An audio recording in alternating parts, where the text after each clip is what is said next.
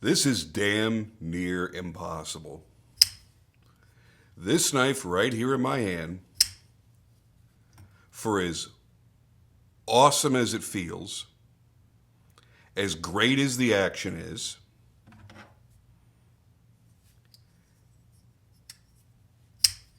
$78. Say what? $78. It's insane. This is the upcoming Divo Knives Pony Stout. And this is going to be available as an exclusive at White Mountain Knives. When you use the code LEFTY10, Lefty, for those of you that don't know, is Kevin, Lefty EDC, the YouTuber. Him and his partner, Colin, have created Divo Knives. And if you use Kev's code of LEFTY10, when you go to purchase this, you get a discount to where it's $78 out the door. This is friggin' stupid. It makes you almost feel dumb for buying almost any other knife. My original Stout is one of my most carried, most used, and one of my favorite knives. I love the action. I love the blade shape. I love the utility of this thing. I love feeling it flick open. And it doesn't matter how I do it, with my thumb or my middle finger or my tongue. Doesn't matter. It feels friggin' fantastic.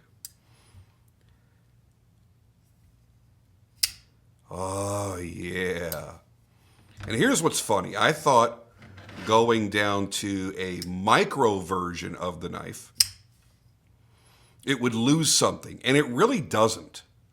It's got everything about the Stout that I love, just a little bit smaller and a lot more lightweight. I also wasn't sure I'd be a fan of the conversion over to a liner lock. However, it feels really good. And for people that are afflicted like Kevin is, that are left-handed knife users, you're really going to love the fact that it's a liner lock. There is no way for you to do anything weird and apply pressure to the lock, which would make this harder to deploy. I mean, this is dumb. So dumb that this is so inexpensive. I've used this a little bit as well. Obviously not nearly as much as its Papa. That one's been used a lot for a lot of shit.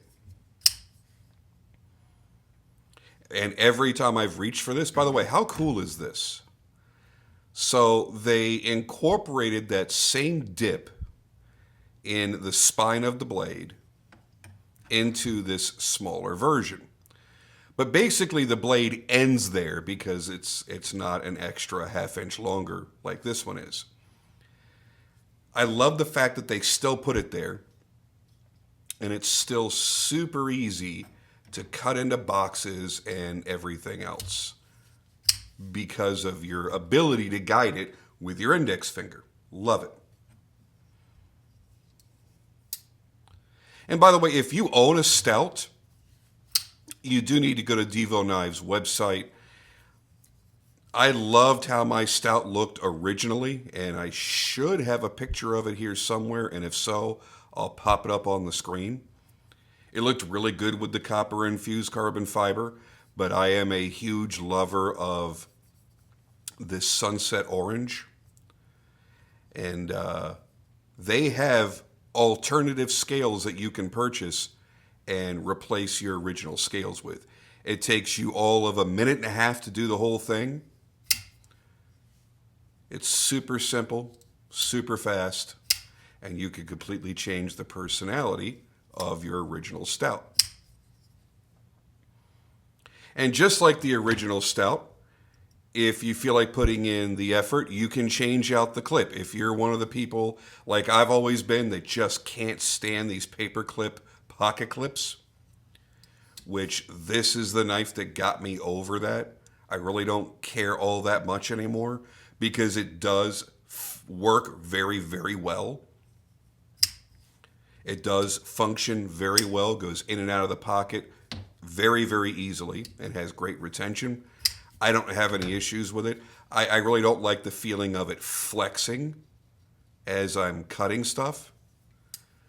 But that's a minor nitpick. But if you're one of those people that just cannot handle a knife that has that clip on there, these will accept the Spyderco replacement lynch clips. It just drops right in, screws right in. Super easy, super simple. And the clip is reversible for left or right hand carry, by the way.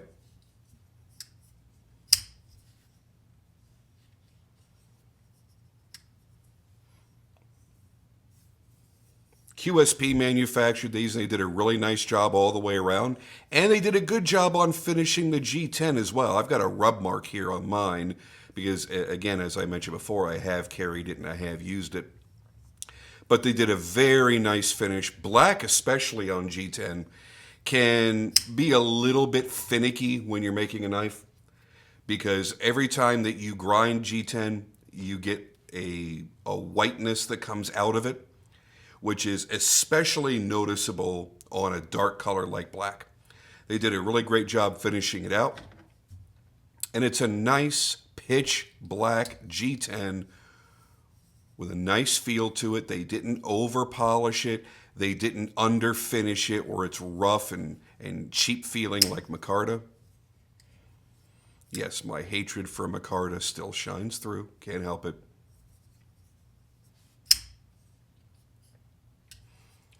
There are going to be a couple of different options come available.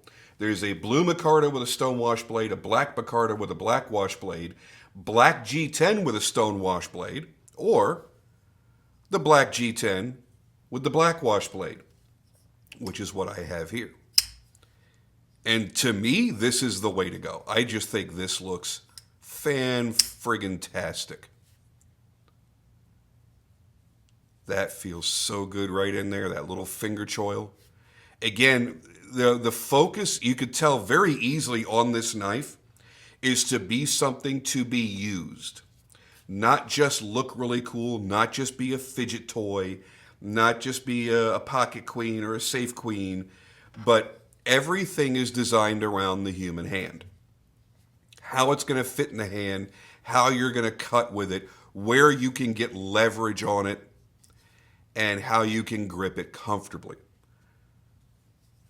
Because one of the most important things in life for men is to know how to grip it comfortably.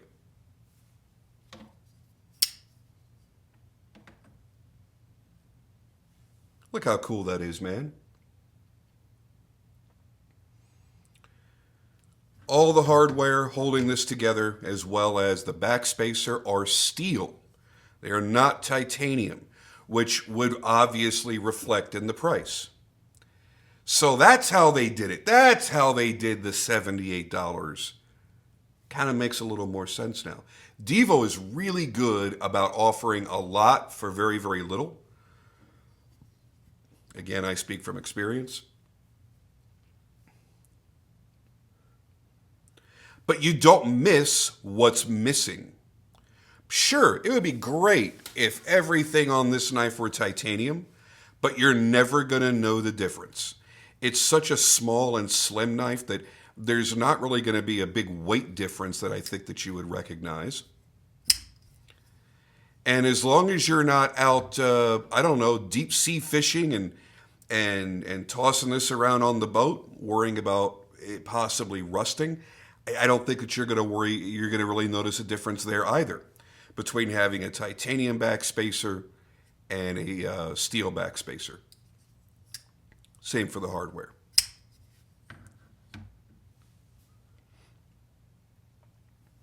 If you're an abusive little shit, you might recognize the differences there. If you buy a knife just to abuse it, use it hard on the work site, you're sweating all over it all day long, you're swiping it out of your ass crack, then you're probably going to see the differences between titanium components and steel components. Just don't be that guy. Don't swipe your knife down your ass crack. Resist the urge. This is not an ass crackable knife. Ass crackable.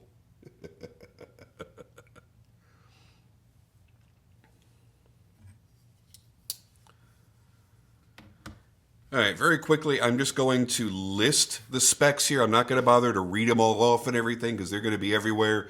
It's not a huge deal. Every video that you see on this, obviously the listing on White Mountain Knives is going to have all that, but I do want to make sure it's here just so that I'm being thorough. It is listed.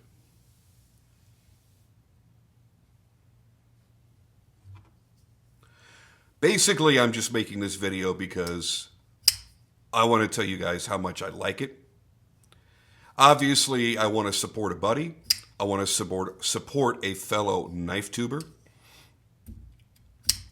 But if the knives weren't really awesome, I wouldn't sit down and take the time, the hours that it takes to do the photography and sit down and do the video and waste your time by doing it either. They're just damn good, solid knives at a damn good, solid value. And there's just not enough of that going around these days. You either feel like you're overpaying a little bit for a knife, or to get something that's considered to be a budget-friendly knife, they're cutting ridiculous corners where you're getting shit steel, you're getting crap components, and none of that is happening here. Good solid lockup, perfect centering, good balance in the hand. I love the contoured frame on this. It's very, very comfortable. Everything about this knife is ergonomic. If you walked into a store and saw this sitting there at its $78 price, there's no way you'd walk out of the store without buying it, because you've handled it, you've felt it. There's no way that in person you would walk away from that deal. It is a little bit challenging when you manufacture a product and only sell it online. You have to rely on the pictures, the photography that's being done on your website and by your retailers, by the descriptions that's being put out, and hope that the reviewers that get their hands on these knives actually like them and have good things to say about them. But in a store where somebody can pick it up and they can touch it and they can flip it and they can play with it and get a feel for it for themselves, the product essentially sells itself. And this is one that if you were sitting here playing with it right now, no way you'd walk away from it. No way.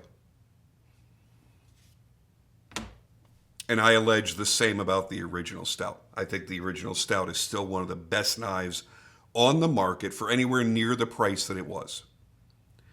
If this knife came back out tomorrow, more expensive than it was, let's say it was $400, I could still easily justify that to almost anybody. That's how good that knife is. And this is just a smaller, slimmer, lighter weight companion piece to that. Yes, this feels more substantial. It's a bigger knife and a lot more steel. The bolsters and the frame and the lock and everything are titanium. It does feel more substantial. But that's really going to happen with anything when you jump from this size to this size. The great thing is, though, the Pony doesn't feel cheap. There's nothing about it that feels cheap. I would assume that the micarta versions are going to feel cheap because it's friggin' micarta. And I don't care how much money you've spent on a knife.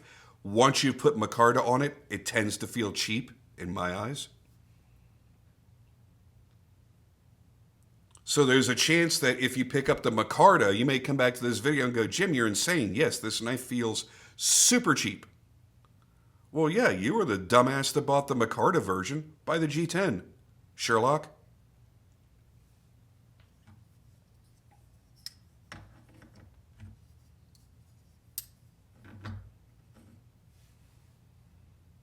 But yeah, that's just my pure hatred for micarta coming out. That's a personal choice. I know many of you watching right now love micarta. You think it's the greatest thing ever, and you get every micarta equipped knife that you can, and you rub it all over your naked body. You just love micarta. I'll never understand it. It looks cheap. It feels cheap. It's a terrible choice. It's a little grippier than some other materials, so that would be one plus for it. One reason that somebody may choose micarta over carbon fiber or G10 or a plain titanium frame lock, I could get that. But I don't see any other redeeming qualities beyond that. But yeah, it doesn't feel like a cheap knife. Even though the fact of the matter is, it's a cheap price. $78? Come on, man.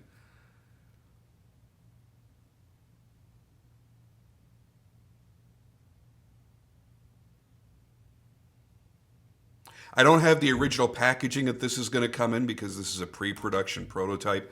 As I understand it, you're going to get the standard Divo Knives box with the closed cell foam inside, and I believe even a My Little Pony Stout sticker. How cute is that gonna be?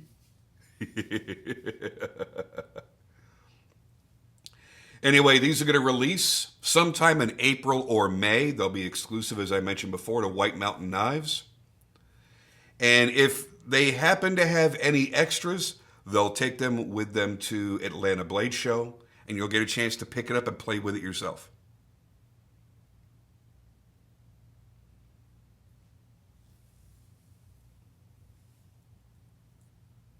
That's pretty much all I got to say. I wanted to make sure you guys got a chance to see this well in advance before it released so that you mentally prepared yourself for that release. I know it's not like you have to save up for it or anything. It's not like I'm showing you $1,000 knife and you're like, man, I really wish I would have known about this 6 weeks ago. I could have stuck back a couple $100 a paycheck. That way I could get it when it dropped. This is the cost of, you and the boys going to Taco Bell after going to see a movie. It's not very expensive at all. You don't really have to have a lot of advance notice to financially prepare for this. But it's always a good idea to let people know well in advance when a cool product is about to drop. And that is a cool product, man. I keep knocking it around. I don't really know why.